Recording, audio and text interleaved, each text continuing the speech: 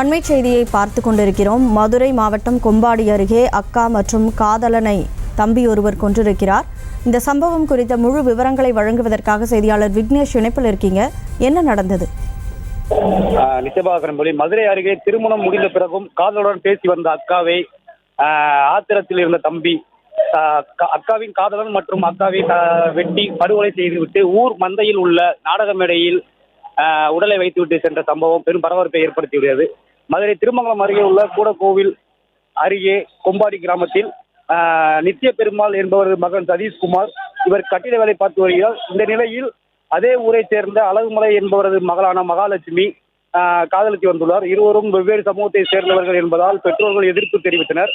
அதே சமயத்தில் மகாலட்சுமிக்கு 3 ஆண்டுகளுக்கு முன்பு திருமணம் செய்து வைத்தது வேறவுடன் திருமணம் செய்து வைத்துள்ளனர். இந்த நிலையில் ஒரே வாரத்தில் மகாலட்சுமி கணவனுடன் ஏற்பட்ட கருத்து வேறுபாடு காரணமாக பெற்றோர் வீட்டிற்கு வந்துள்ளார்.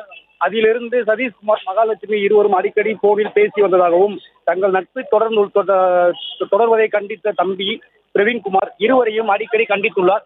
இந்த நிலையில் நேற்று இரவு வேலை முடித்து கொம்பாடியில் தன்னுடைய வீட்டிற்கு சதீஷ்குமார் செல்லும் போது வழிமறித்து பிரவீன்குமார் அவரது கண்ணில் மிளகாய் பொடி தூவி அருவாளால் வெட்டி தலையை துண்டாக எடுத்து நாடக மேடையில் வைத்துள்ளார். அதன் பின் ஆத்திரம் தீராத பிரவீன்குமார் நேராக வீட்டிற்கு சென்று அக்கா மகாலட்சுமியின் கழுத்தை அறுத்து கொலை செய்துவிட்டு அங்கிருந்து தப்பி சென்றுள்ளார். செய்திகளை உடனுக்குடனும் துல்லியமாகவும் தெரிந்து கொள்ள சப்ஸ்கிரைப் பண்ணுங்க.